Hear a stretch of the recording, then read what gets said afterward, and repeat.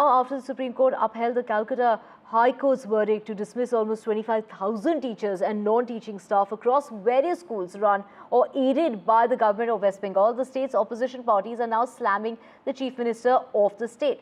They are saying that Mamata Banerjee will be jailed for derailing the careers of thousands of people, calling her the kingpin of the scam, and therefore must be held accountable for her actions. The fact that she refused to accept the court's ruling is nothing short of contempt of court. And now, of course, Chief Minister of the state has gone on to say that this is double standards of the BJP.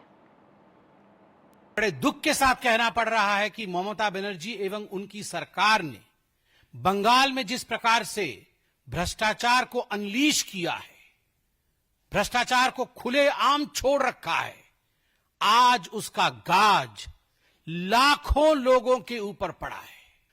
Waste Bengal की सरकार और waste Bengal की मुख्यमंत्री ममता बनर्जी की credibility और उनकी legitimacy की धज्जियां उड़ गई हैं।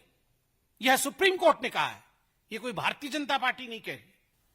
आप सोचिए, अगर किसी और मुख्यमंत्री के लिए ऐसे शब्दों का उच्चारण डिस्ट्रिक्ट कोर्ट भी कर दी होती तो हाय हंगामा मच जाता।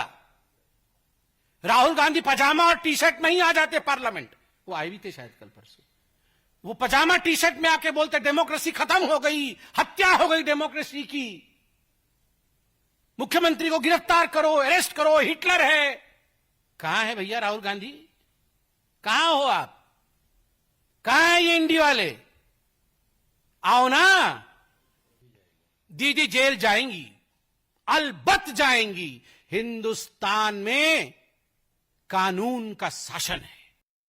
The BJP has come out with a very hard stance, really, saying that the West Bengal Chief Minister needs to be jailed for her actions and also for the contempt of court that they have perceived. What's your take on that?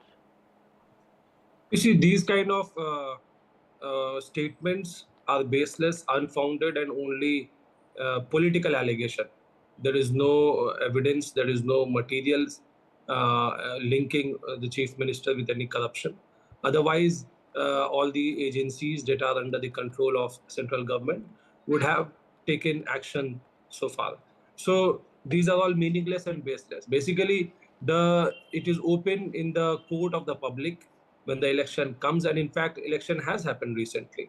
And the people of Bengal has blessed the Mamata Banerjee with more and more votes, more and more assembly seats, more and more the parliamentary seats, and more local governing body seats. So in spite of all the tricks available in the book which BJP has applied, they have not been able to make any dent on the fortress of Mamata Banerjee. She remains tall. She is the Bengal tigress. Some 25,000 people have lost their jobs and they are crying.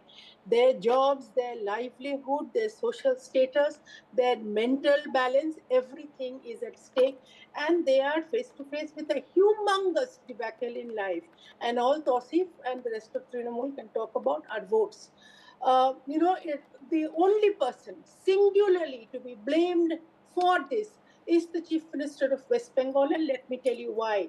This entire case was brought up in light in 2016. 2022, on the 27th of September, Mamata Banerjee, as Chief Minister in Vidhan Sabha, claims that she will be creating supernumerary jobs for the people who paid and could not get a job as per the OMR sheets. OMR sheets have vanished, mind you. They have completely vanished, like Trinamool eats up everything from natural resources to ballot papers. They have done away.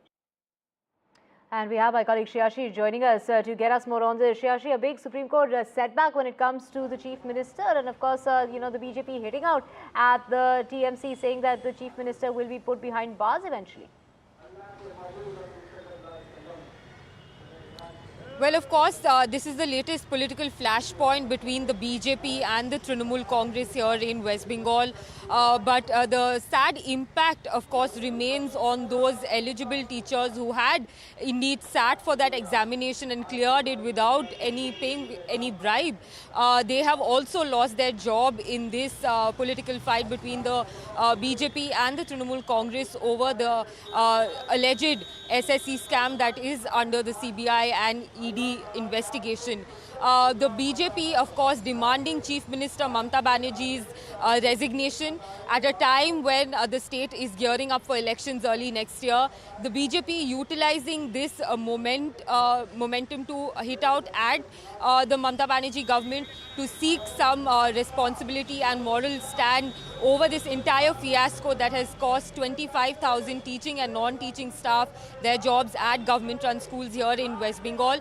But the Chief Minister has also deflected the blame very carefully yesterday while addressing a news conference with her Education Minister and Chief Secretary by her side, where she has pointed fingers at the BJP and the CPIM for conspiring against the state government and, the reason for which so many youth in West Bengal have lost their job. And how has Mamata Banerjee justified that? She has said that the main lawyer fighting on behalf of these candidates was a CPIM leader, Bikash Ranjan Bhattacharya, and the first judge hearing this case, giving it to the CBI, was Justice Abhijit Gangopadhyay, who is now a sitting BJP MP in the parliament. So, of course, the Chief Minister is giving those examples to the people of West Bengal, because at the end of the day, it's the common man that is going to be bearing the brunt of the corruption that has taken place at the Education Department, which is still under investigation. Of course, then